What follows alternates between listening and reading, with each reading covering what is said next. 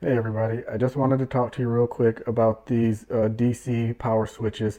So I needed a switch because I'm building an LED neon light sign, and I wanted to have the option to be able to turn it on or off, not just plug it in or unplug it for it to work, right? So this right here in my hand is the 12 volt output from my, well, I have it in an extension cord right now, but this is the output and this is the end. You can see that I have connected to my LED strip.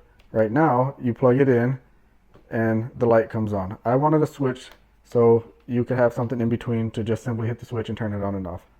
So it's really simple. It's a separate piece that I bought. It's an inline fitting, right? So you just plug it in both sides, and that easy, you have a switch. So I really like these. It's super convenient, and the fittings all seem to be pretty universal, and they worked with the other brands of things that I got. So I recommend it.